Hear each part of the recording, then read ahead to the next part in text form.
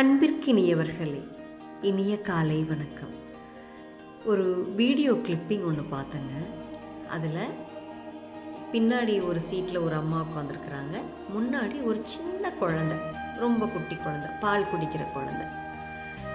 இந்த அம்மா என்ன பண்ணுறாங்க, பிஸ்கட் சாப்பிட்டுட்ருக்குறாங்க. அந்த குழந்தை அதை எட்டி பார்க்குது, பின்னாடி திரும்பி ட்ரெயினில் பார்க்குது. இந்த அம்மா என்ன பண்ணுறாங்க, ஒரு பிஸ்கட் அந்த குழந்தைக்கு கொடுக்குறாங்க. அந்த குழந்தை அதை வாங்கிக்குது. ஆனால் இம்மீடியட்டாக அந்த குழந்தை எப்படி ரியாக்ட் பண்ணுதுன்னா, பால் பாட்டில் இருக்கும் இல்லைங்க, அந்த குழந்தை குடிச்சிட்ருக்கிற பால் பாட்டிலை உடனே அந்த பின்னாடி இருக்கிற அந்த அம்மா கையில் அந்த பாட்டிலை கொடுக்கும். இதுதாங்க குழந்தை.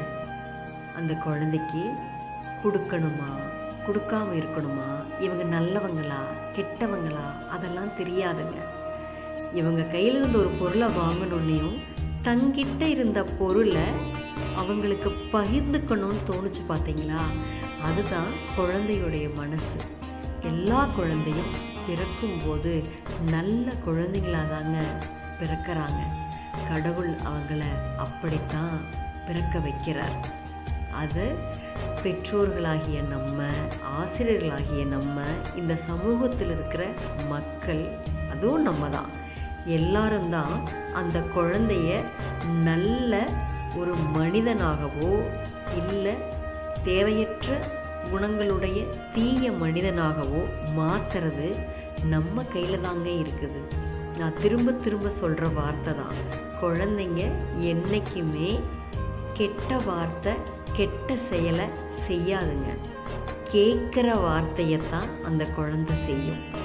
கெட்ட வார்த்தை அந்த குழந்தைக்கு தெரியாதுங்க. நம்ம தான் அந்த குழந்தைகளை பழக்கி விடுறோம். அதனால் நம்மளை சுற்றி இருக்கிற எல்லா குழந்தைகளையும் நேசிப்போங்க.